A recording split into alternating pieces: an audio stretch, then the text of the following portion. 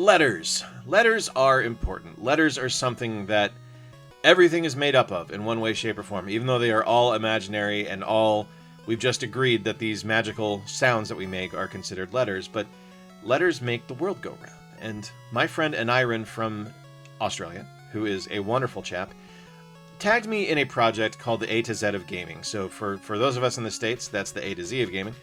And I was lucky enough to get the letter M. Now, those who've been around here for a while know where this is going, but if you're new here, hi, I'm Jay. Welcome to Square Pegs. Glad you're here. The letter M to me matters. It's what my last name begins with, which is, I've known it my whole life. But I also love a lot of games that start with the letter M. You can go with Mario. Mario is amazing. You can talk about his incredible impact on the video game industry and the overall landscape of how everything changed because of Mario and the Mario Brothers. You can talk about Metroid, which I think it's literally one of the most important pieces of sci-fi media ever made. It's something that a lot of people identify with because of their connection with Samus as being, not only an awesome sci-fi character, but how cool is it that she's also a woman? Like, that's really amazing.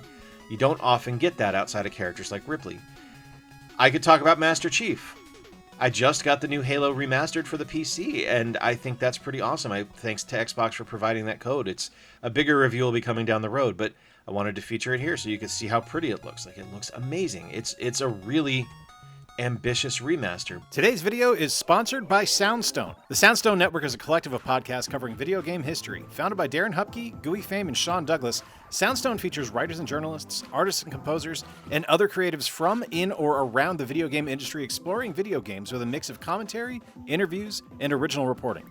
Shows included in the Soundstone Network are Kirby Conversations, covering the history of everyone's favorite ping puffball Kirby, Smash Brothers, and other Nintendo-related games, Flashback 64, a chronological Nintendo 64 podcast, Pixels and Polygons, a podcast of short conversational interviews, Instruction Derby, a weekly live stream of video game manuals from Nick McConnell, and Millennium Edition, covering the GameCube, Dreamcast, and other games of the 2000s. You can listen to Soundstone podcasts on all the usual podcast platforms, but they're just getting started up on YouTube, so be sure to subscribe and check out Soundstone today. Thank you again to Soundstone for sponsoring today's video. The one I want to talk about is none of those games. None of those games quite meet the expectations of my favorite video game character, Mega Man. Mega Man to me was memories. He's someone that to me is really deeply rooted in nostalgia. So not only am I truly just excited about the character from my childhood, it's something where my rediscovery and kind of re-engagement with the character as I've grown older throughout my life, multiple times throughout my life, has always been met positively. It's not like games that I have rose-colored glasses for from my childhood when I go back to play them again now that I'm older, or I watch cartoons like Masters of the Universe, G.I. Joe, Transformers, where I watch them as an adult and I go, God, those are bad. It's a game franchise where I go back to it every year, and it's always something that I enjoy.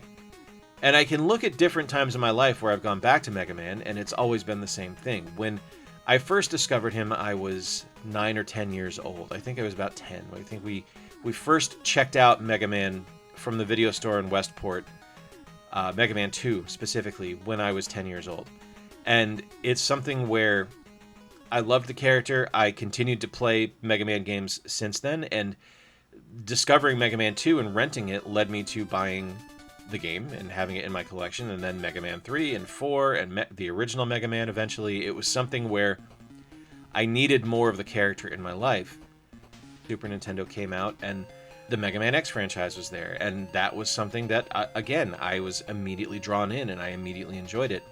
I didn't like it as much as the first one, but I think that's more a case of you dance with the one that brought you, and you stay with the one you know, rather than kind of exploring and wanting to change things up a little bit, because change can be uncomfortable, change can be unfamiliar. When I got into my 20s, I was working in the video game industry, and we had Fight Night Round 2, which I was working on. And one of the cool things about that is we had Super Punch-Out on the disc, which I thought was really great. It also meant that I had a retail GameCube at my desk where I had to check master builds when we were getting ready to submit the game. At that point, when I was at EA and we were in what we called our 100-hour test, there wasn't really a whole lot for the test lead to do. I had to do some paperwork and things like that, but that usually only took about an hour. And we had to put 100 man-hours into a build to call it good before we could submit it for approval. So I brought in my copy of the Mega Man Anniversary Collection for the GameCube, and I played it, and it's the first time I ever beat Mega Man 1 was in my 20s. It was amazing. It was an accomplishment. It was something I'd never done before, and something that I was blown away with the fact that I did it. First off, at like 4 o'clock in the morning, it was just, I found this perfect Zen moment in my brain to be able to complete it, but I was excited. It was a memory, and it's something that I will honestly never forget. When I got into my 30s, I discovered the Mega Man Battle Network games. I had played Mega Man Battle Network 3 Blue briefly, but I didn't really get into them until I was older, and it really kind of was remarkable to me that they took my favorite platforming character and turned it into a really ambitious strategy RPG, which I thought was fantastic.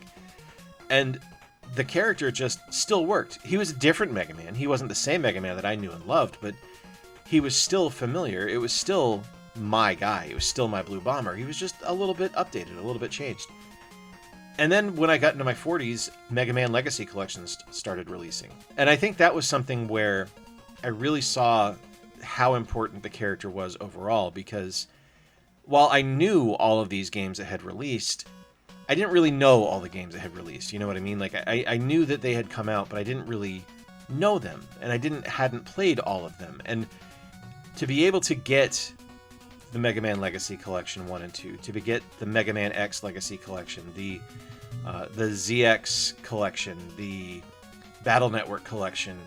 There's so many different Legacy Collections now for Mega Man that are just incredible and offer all these opportunities to play these amazing games that I love. And I love that that is something that has become a staple in what Capcom does now.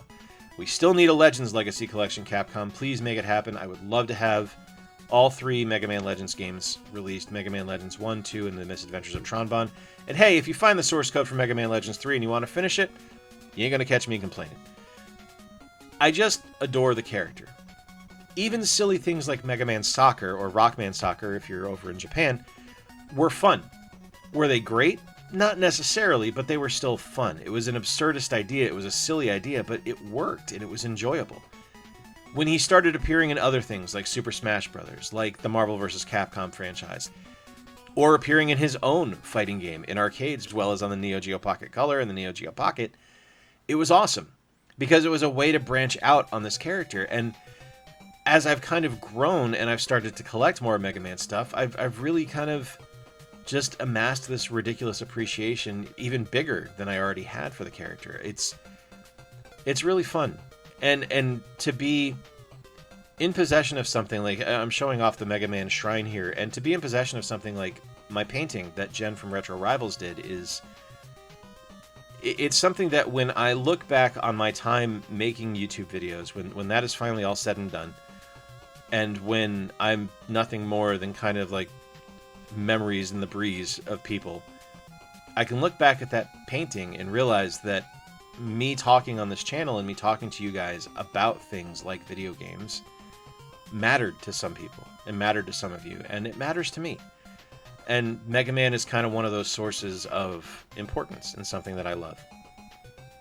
This is kind of a weird video, kind of a different one, and I need to tag some people with the letter N to do a response video, and I don't really know who that's going to be. I don't know that I'm going to. I might just make this an open tag and say, please pick this up and run with it, because I think limiting it to 3 is something where it's kind of not broadening the spectrum of opinion and broadening the spectrum of ideas enough, and that's a shame.